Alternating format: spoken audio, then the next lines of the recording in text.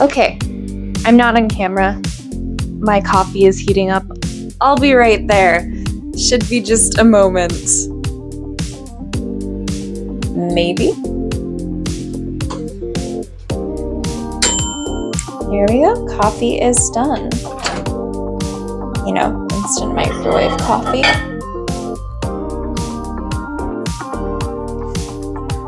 It's very early right now. I think it's like,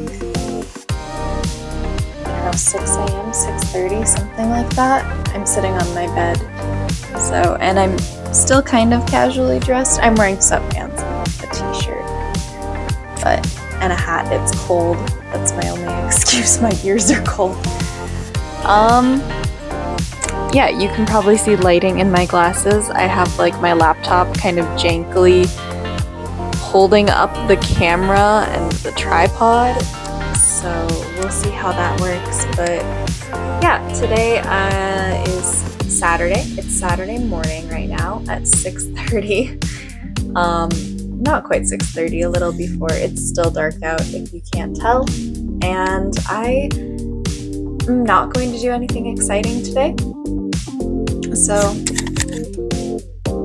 time to get started for me.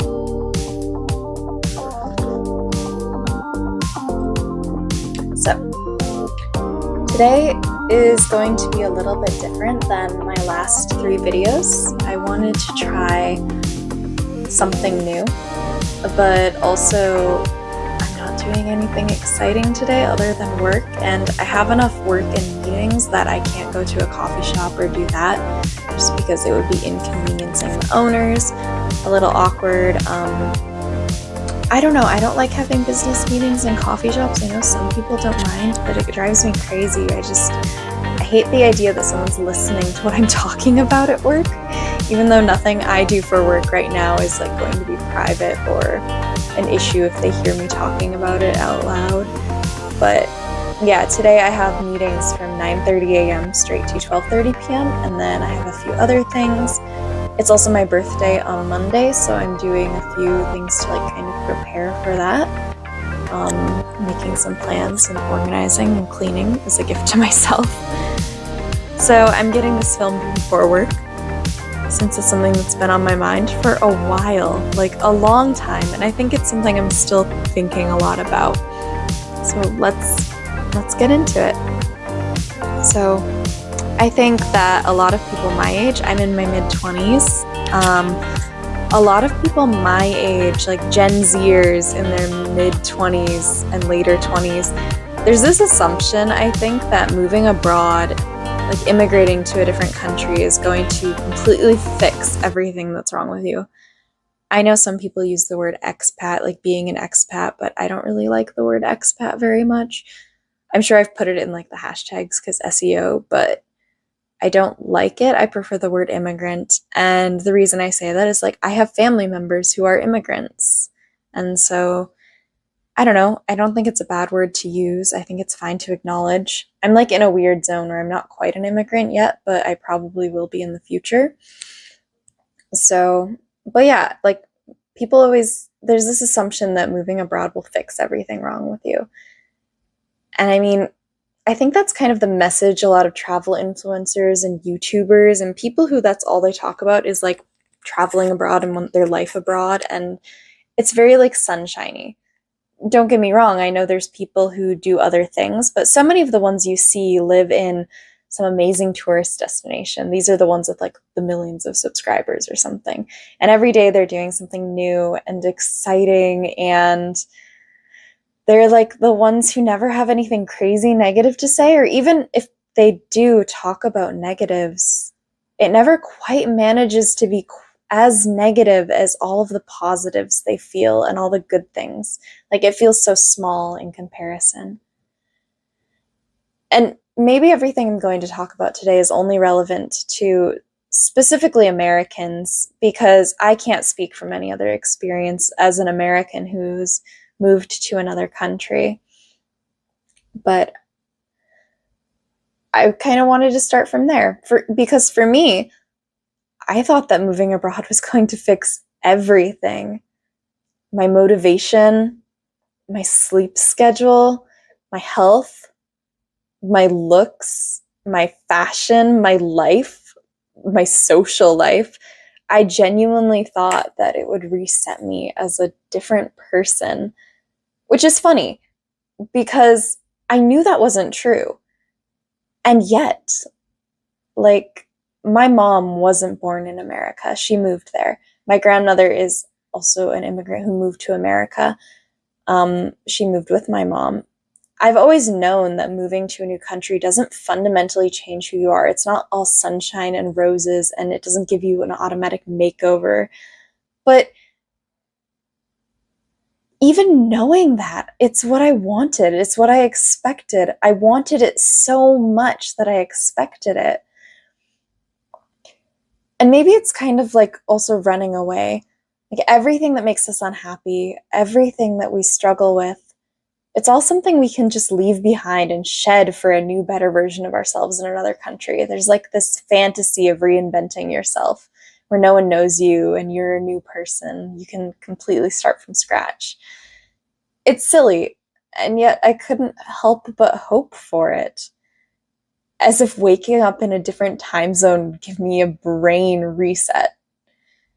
Like I had this whole narrative in my head that if I moved countries, I'd automatically become one of those people who just functions correctly and seems to have their life together. Like, you know, the type of person who wakes up early and gets out of bed and has a healthy breakfast and they do something productive in the morning. I don't really know what would count as productive. There's all like I'm sure the clean girl aesthetic productive morning videos that you see where they do like Pilates.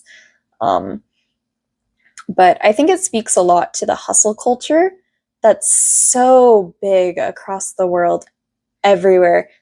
Like they say time is money, and I think in our daily lives that kind of sticks with a lot of people. We hold on to it a lot. And there are so many problems with that.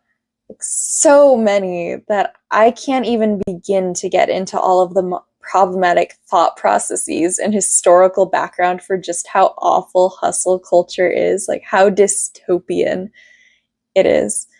I've actually watched a lot of video essays about that topic and that do a really good job talking about it, or that I just found really interesting. So I'll put them here and here. I highly recommend checking them out. And I'll put links as well in the description. But anyway, the funny thing is, I've always been someone who wakes up early. At least I have been since I finished high school and finished growing. Like I wake up around 6 a.m. every morning on my own. I don't have an alarm set. I just wake up at 6 a.m. Rain or shine, winter or summer, weekday or weekend. I wake up at 6 a.m. even if I stayed up till 3 a.m. My body is just so on that schedule.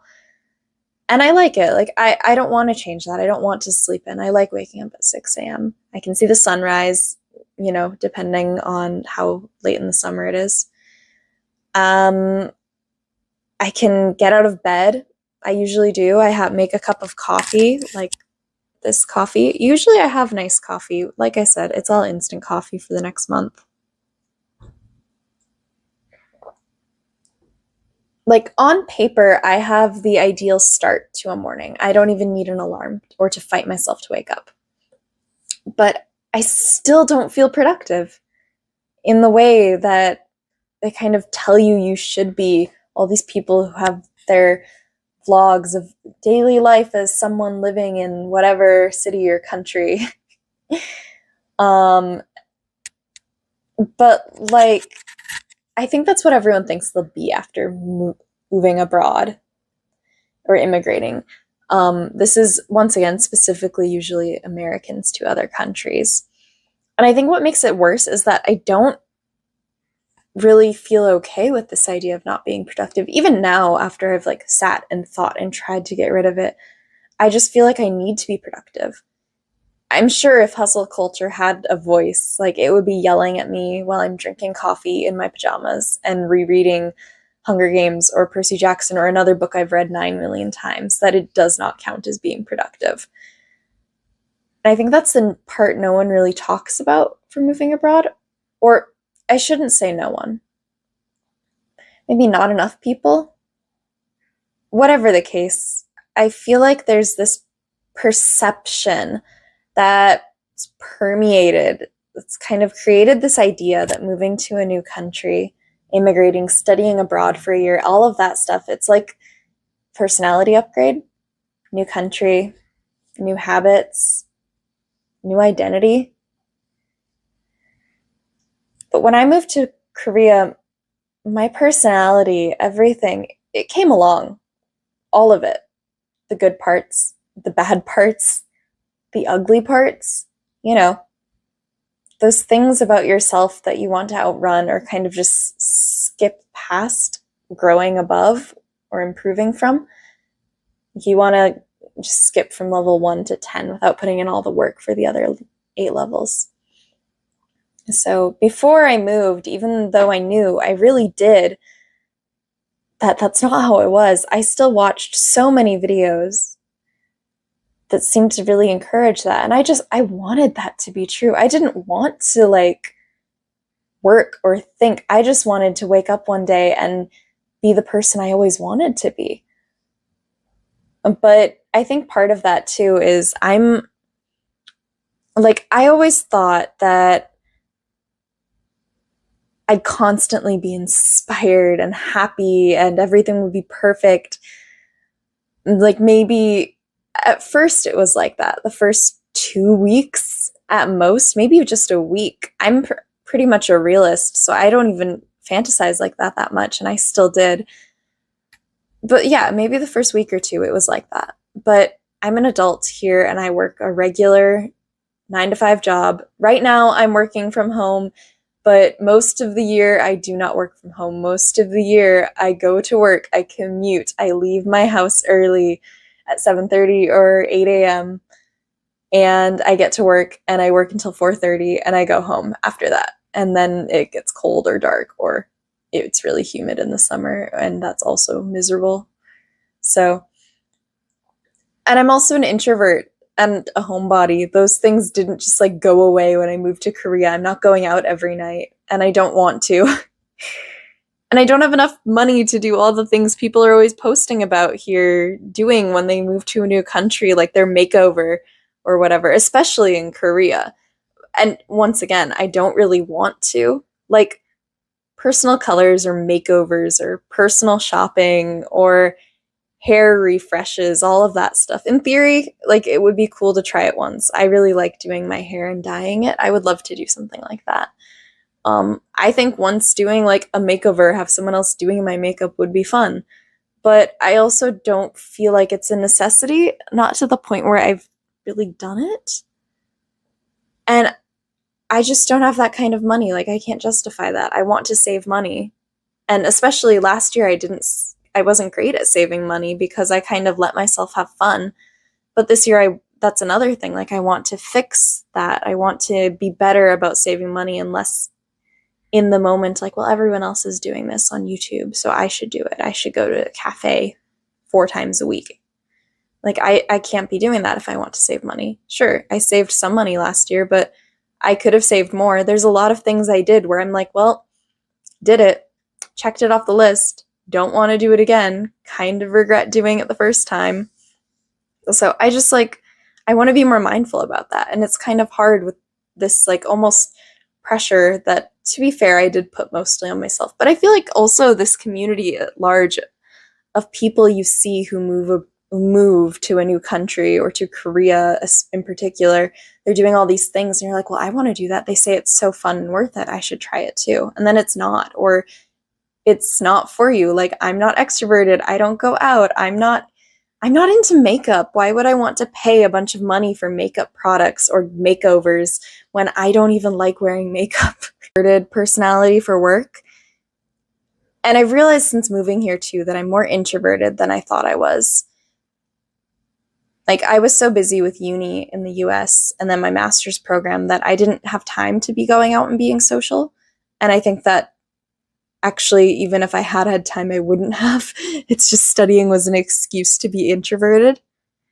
But yeah, here I feel like I have to be so much more extroverted than everyone else to make friends and to get my message across when speaking, because there's already a language, like this preconceived notion of a language barrier. So like if I go to a bar and I want to have a conversation with some people, like one of those bars where you talk to strangers and get to know each other just to have fun, a lot of people won't approach me first. I have to approach them first, which I don't mind doing once in a while, but it does get exhausting. Like I would love to have someone else start the conversation or be the extroverted person and asking follow-up questions, but I always have to do it.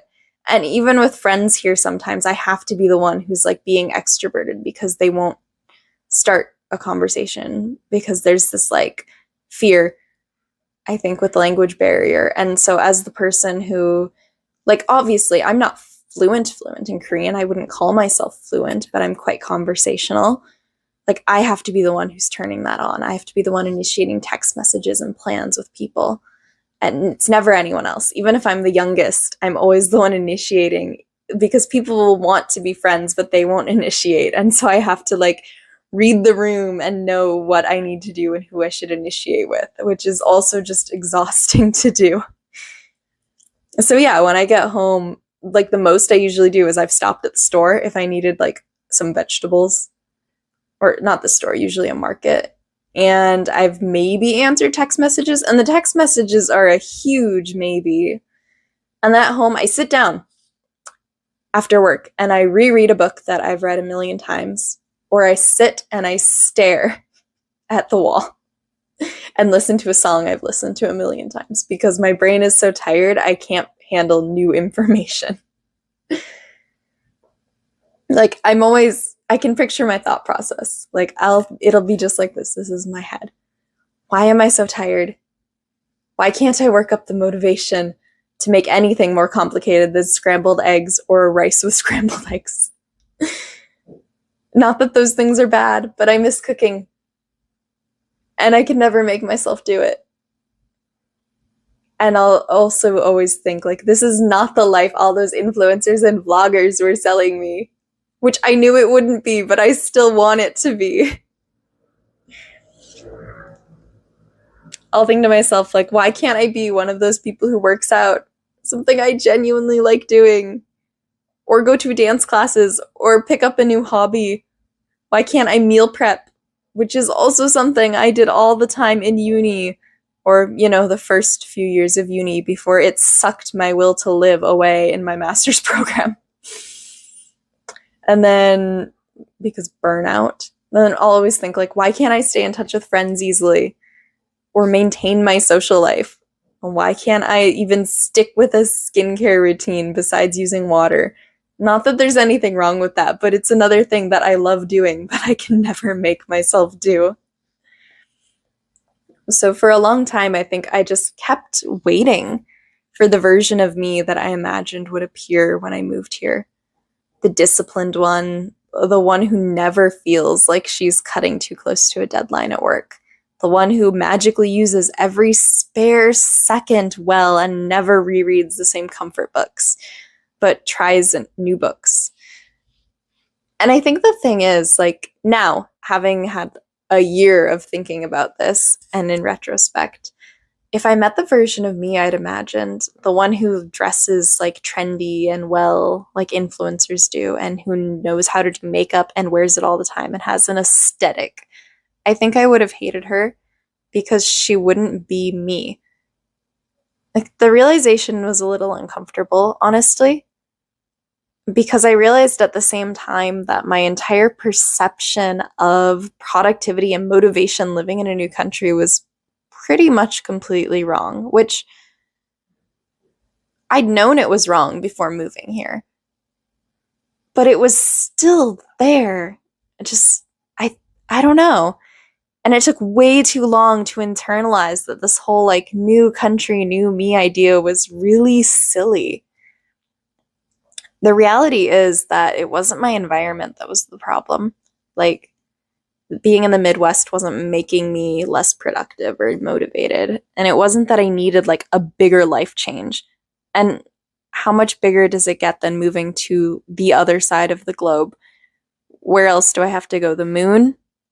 I'm sorry, but I'm not about to be riding a rocket designed by Elon Musk or have Jeff Bezos as my seat neighbor. I refuse to be in the same vicinity as those people.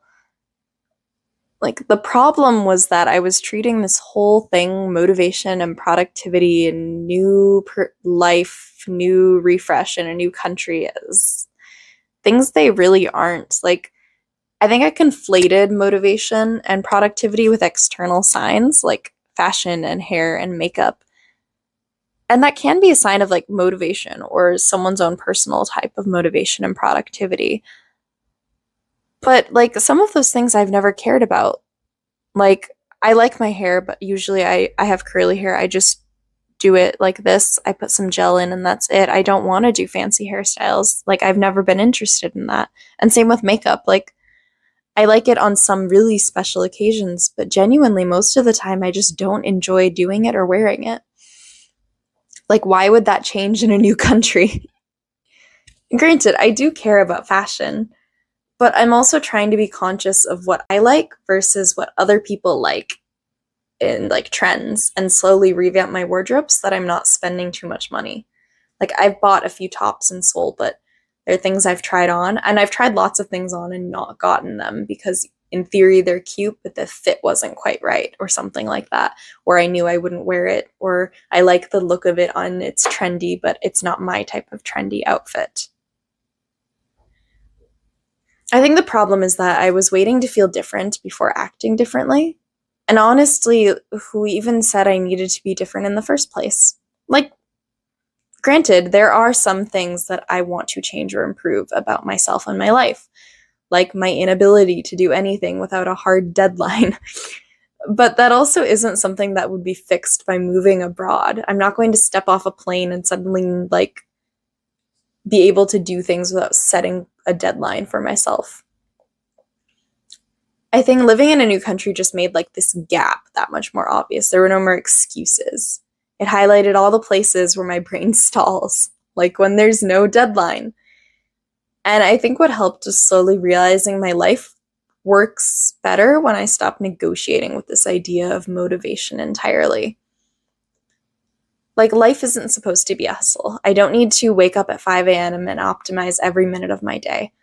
I don't need to stop reading my comfort books and start having a clean girl morning routine with Pilates and a green drink, which, like, personally, are you not eating fruits and vegetables? Is that why you need a green drink? Like I know some people it can be good, or maybe you like the taste, but if you're only having something like that because everyone says you should be, then it's not worth it. But it's more like, I guess what I'm getting to is I had to start building small defaults that don't require me to feel inspired and making things easier to start, like lower the entry barrier. And for me, lowering the entry barrier was just accepting that, like, if I don't do something one day, that doesn't mean that I'm starting from zero the next time I do it. Like, an example is that I really love detailed skincare routines. I feel really relaxed after taking care of my skin at night and in the morning. And it's a good way for my brain to kind of chill.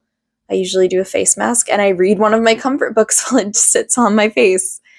But I also need to accept that some days my brain isn't going to have the energy for that. And it doesn't mean that I'm failing adulthood or living abroad or my entire personality, or I'm not, like, motivated or productive. And I think productive is like a silly word. Productive is if you do everything you wanted to do and that you, like, need to do in a day. If you end the day and you're alive and you're not, like, in danger as a result of what you did or whatever, then you're productive. But yeah, I guess it's just like if I skip my face mask and moisturizer, or I don't exfoliate on a day I planned to, it just means I can do it tomorrow or the next day, because, like, not having the energy to do it is fine. And I think, funny enough, like, once I accepted that I won't always follow an ideal routine, that I won't always want to cook after work, or that I won't have the energy to socialize or answer text messages, it made it easier to do all of those things that I felt like I was never able to start or do, that I always wanted to and loved doing, like cooking and working out. I still haven't gone to a dance class yet, but that's my goal for this year. We'll see. Before, I think it was a little bit like if I missed a single day, I was back at zero. But giving myself this grace and rest without beating myself up helped me to do a lot of things without placing like that expectation on myself for perfection or productivity. And at the end of the day, living in Korea didn't turn me into a new person. It stripped away the fantasy that a new setting or a new country would do all the work for me. Like, at the end of the day, I think I've changed as a person because I finally came to terms with the fact that life is never going to look like what people put out there on the internet, which I'd always known. I was never delusional, but still, you see a million of those videos and that message just gets burned into your brain, even if you don't want it to be. And now, I guess, when I struggle or I don't cook for a week or two and I'm just doing scrambled eggs and rice and frozen veggies, which nothing wrong with that. If it's nutritious and keeping me fed, then it's good food. I'm not spiraling into like thinking, oh, maybe I need to move to a new city or find a new job or rebuild my identity and rebrand. Because a lot of those are just like symptoms of that bigger problem of not being okay with not always being productive. I think now I've accepted that my life will never be perfect. It's still a struggle sometimes. Like, you see all these videos on social media and YouTube especially. I don't use TikTok, so I can't speak to that. And it can be hard, and like, yeah, there's still plenty of things I want to change or do differently about myself. And that's okay too, as long as I remember that like changing things isn't going to change my life or everything I don't like about myself or that's hard to deal with. It's just going to be something that's changed. And it's a very neutral sentence. For good or bad, things can change. It's not always going to be smooth sailing, and that's okay. But yeah, it's today's existential monologue. It's a little bit long and a different format than usual.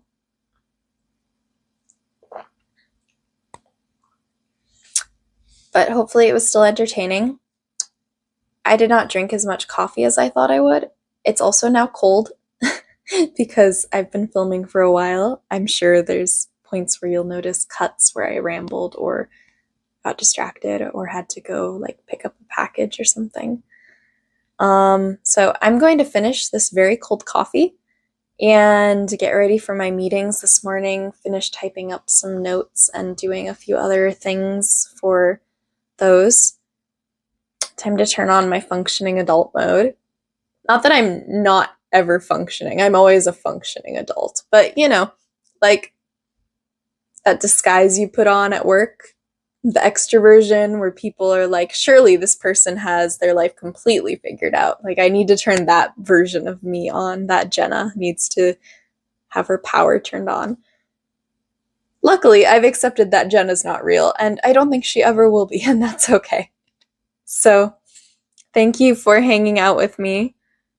I'll see you next time, hopefully for a lighter video topic. Bye!